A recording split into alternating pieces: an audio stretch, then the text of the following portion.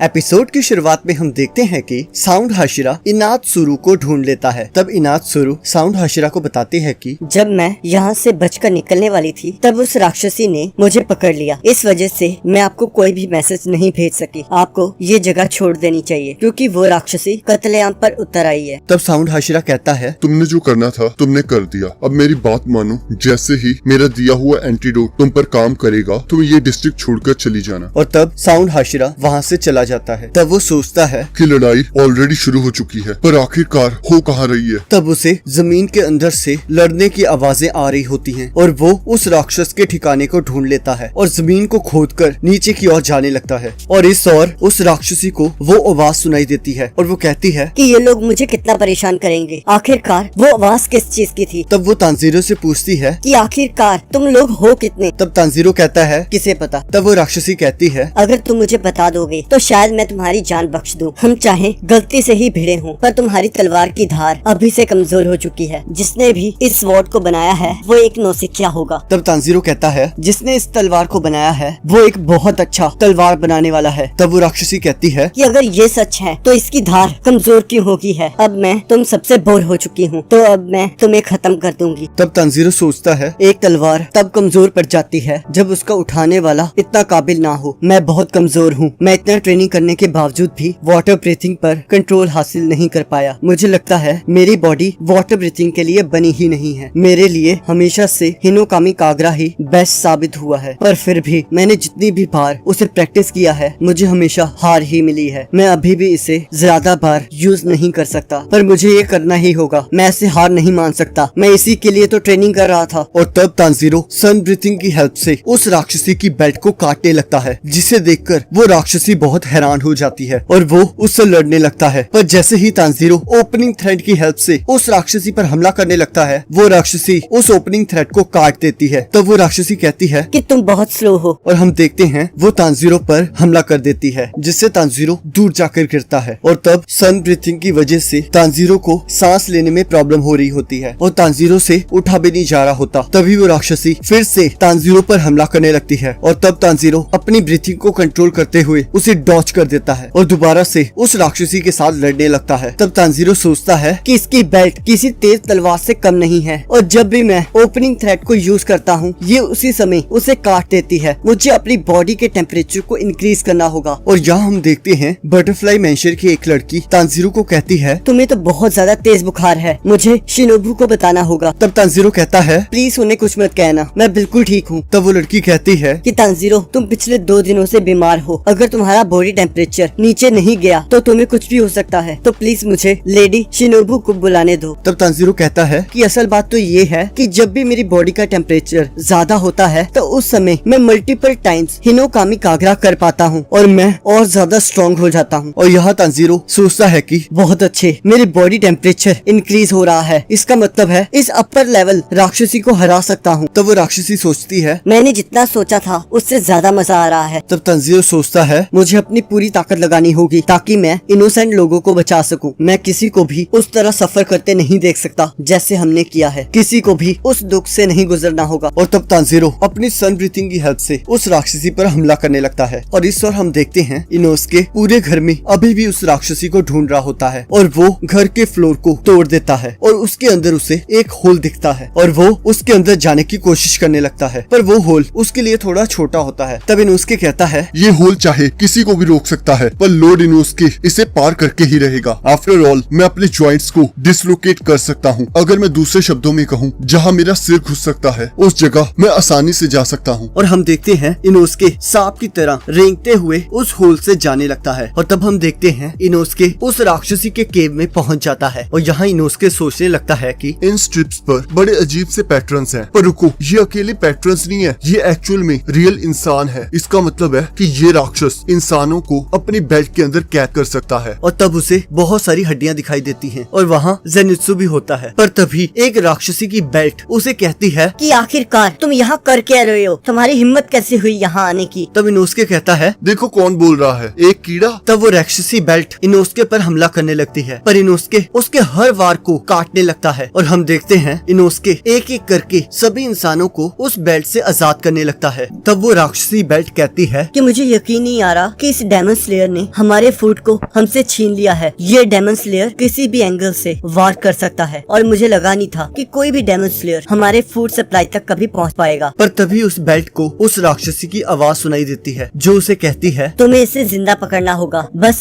माकी और 10 और को छोड़कर। अगर जरूरत पड़े तो बाकी सबको मार सकती हो। और तब इनोस्के उसके ऊपर हमला करने लगता है पर उसे काट नहीं पाता। और तब वो बेल्ट कहती है कि मुझे मारना बेवकूफी होगी क्योंकि मैं तो ओरिजिनल बॉडी भी नहीं हूँ। जिन इंसानों को तुमने बचाया है वो इस समय तुम्हारी प्रोटेक्शन से बहुत दूर है। तब वो राक्षसी उन ह्यूमंस पर हमला करने लगती है और इनोस्के उन्हें बचाने के लिए जाने लगता है। पर तभी वो देखता है माकियो और सुमा ह्यूमंस को बचा लेती हैं और कहती हैं, क्यों ना हम तुम्हारी मदद करें। और वो उस राक्षसी के साथ लड़ने लगते हैं। तब इनोस्के पूछता है कि तुम लोग हो कौन? तब सुमा बताती है, हम दोनों साउंड हाशिरा की वाइफ्स हैं, पर मैं अच्छे से लड़ नहीं सकती, तुम मुझसे ज्यादा एक्सपेक्ट मत करना। तब माकियो आकर उसे मारती है और कहती है, अभी इन बातों के लिए वक्त नहीं है। तब सुमा रोने लगती है और कहती है, तुम्हें पता है कि जब लड़ने की बारी आती है मैं इतनी अच्छी नहीं हूँ। मैं दूसरों को कैसे बचाऊंगी जब मैं खुद ही पकड़ी जाऊंगी। ये सब देखकर इनोस्के बहुत हैरान होता है। तब वो राक्षसी कहती है कि आखिर मैं तुम में से किसको पहले खाऊं। तब इनोस्के उस बेल्ट के साथ लड़ते हुए कहता है कि अगर ये मेन बॉडी नहीं है तो ये लड़ाई कभी भी खत्म नहीं होगी। पर तभी हम देखते हैं जेनित्सु अपने थंडर फ्लैश से उस राक्षसी की बेल्ट के टुकड़े टुकड़े कर देता है। तब इनोस्के कहता है, मुझे लगता है तुम्हें हमेशा ही सोते रहना चाहिए। तब माकियो कहती है कि अगर ये डेमन स्लेयर्स के साथ है तो इसने ऐसे पागलों की तरह ड्रेस क्यों पहनी है। तब वो राक्षसी कहती है, आखिरकार ये लड़का है कौन जिसके अंदर इतनी स्पीड है। पर मुझे याद है मैंने 2 आवाजें सुनी थी, पहली तो इस लड़के की थी और दूसरी साउंड ऊपर से आ रही है। पर तभी हम देखते हैं उस जगह बहुत तेज हवा चलने लगती है और वो राक्षसी सोचती है कि हवा इतनी नीचे कैसे पहुंच सकती है। कौन इतना ज्यादा ताकतवर है जिसने इतना बड़ा गड्ढा कर दिया। यहाँ कोई तो आया है, मैं जानती हूँ। और हम देखते हैं साउंड हाशिरा वहाँ आ जाता है और अपने एक ही वार से उस राक्षसी की सभी स्ट्रिप्स को काट देता है। तब उस राक्षसी को एहसास होता है कि ये ताकत तो एक हाशिरा की हो सकती है। तब साउंड हाशिरा अपनी बीवियों को कहता है, मुझे माफ करना, मैं इतनी देर से आया, पर तुम दोनों हमेशा की तरह बहुत अच्छी लग रही हो। तब साउंड हाशिरा को देखकर माकियो सोचती है कि ये हमेशा से ऐसा नहीं था। मैं कभी भी मरने से नहीं डरी। मैं इसी बात के लिए ट्रेन की गई थी और मैं हमेशा से क्योनिची थी, तो मैं कभी भी मैं शिनोबी की तरह ताकतवर नहीं हो सकती थी। तो मैं सिर्फ अपनी जान को ही दाव पर लगा सकती थी। और यहाँ साउंड हाशिरा उन तीनों को बोलता है कि तुम्हें उस जगह से जिंदा वापस लौटना होगा। अगर तुम्हें लगे कि वहाँ कोई भी खतरा है तो बिना कुछ सोचे समझे वहाँ से वापस आ जाना। पहले अपनी जान के बारे में सोचना, फिर लोगों की और फिर मेरी। पर क्योंकि मैं एक डेमन स्लेयर हूँ तो मुझे हमेशा लोगों की जान के बारे में पहले सोचना चाहिए। पर मेरे लिए तुम तीनों की जान ज्यादा इम्पोर्टेंट है। तब हिनात्सुरु माकियो को कहती है, मुझे लोअर टेंजेंट पर पूरा भरोसा है। अगर उन्होंने कहा है कि अपनी जान को पहले महत्व देना चाहिए तो इसमें कोई बुराई नहीं है। तब माकियो कहती है, तुम सही हो। और यहाँ दूसरी तरफ साउंड हाशिरा कहता है, तुम बहुत खतरनाक काम कर रही थी। आखिरकार तुम मेरी वाइफ हो, इससे कम की मैं तुमसे उम्मीद भी नहीं कर सकता। और तभी सुमा रोने लगती है। तब साउंड हाशिरा कहता है, अब से चीजें और भी ज्यादा खतरनाक होने वाली हैं। और इसी के साथ एपिसोड खत्म हो जाता है। अब अगले एपिसोड का लिंक आपकी स्क्रीन पर आ रहा होगा, आप उस पर क्लिक करके अगले एपिसोड को देख सकते हो।